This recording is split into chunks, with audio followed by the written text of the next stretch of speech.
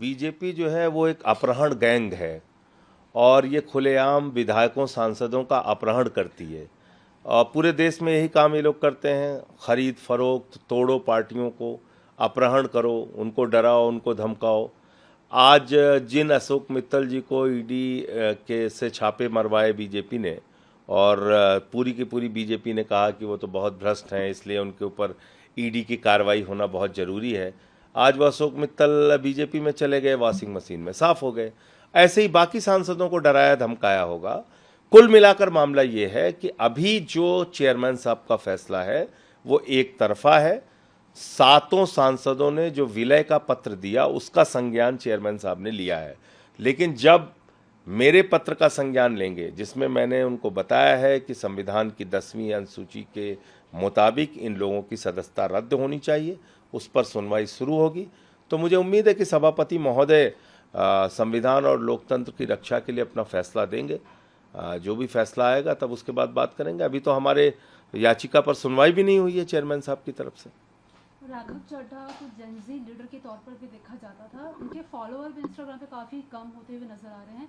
क्या लगता है आपको कि देखिए, लोग अपने आप को ठगा हुआ महसूस कर रहे हैं। लोग अपने आप को ये महसूस कर रहे हैं कि जिस नौजवान नेता की हमने सराहना की, तारीफ की, जिसके पक्ष में हम खड़े हुए, आज उन्होंने बीजेपी का दामन थाम लिया, तो इसलिए उनकी नाराजगी जाहिर है अपनी जगह।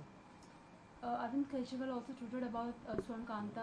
वो कह रहे हैं कि आरएसएस के लिंकअप भी है, तो जस्टिस में कहीं ना कहीं कमी दिखाई देगी। देखिए, जस्टिस स्वर्ण कांता के मामले में 3-4 महत्वपूर्ण बातें हैं जो आपके दर्शकों को जानना जरूरी है। जस्टिस स्वर्ण कांता के जो बच्चे हैं वो सरकारी लाभ ले रहे हैं, इस पर हमने आपत्ति दर्ज कराई। जस्टिस स्वर्ण कांता जी वो हैं जिन्होंने एक्साइज पॉलिसी के मामले में 6 बार हमारे खिलाफ फैसला दिया और सुप्रीम कोर्ट ने उस फैसले को बदला। जस्टिस स्वर्ण कांता जी वो हैं जिनके पास ईडी पहुंची और ये कहा कि सतेन जैन के मामले में निचली अदालत की जो सुनवाई हो रही है, जज साहिबा पे हमें भरोसा नहीं है। किसने कहा? ईडी ने कहा। और स्वर्णकांता जी ने मान लिया, बोले हाँ बिल्कुल अच्छी बात है, हम जज बदल देते हैं। तो जब फैसला आने वाला था सतेन जैन के मामले में, ईडी पहुंची तो जज साहिबा ने, स्वर्णकांता जी ने नीचे की अदालत का जज बदल दिया।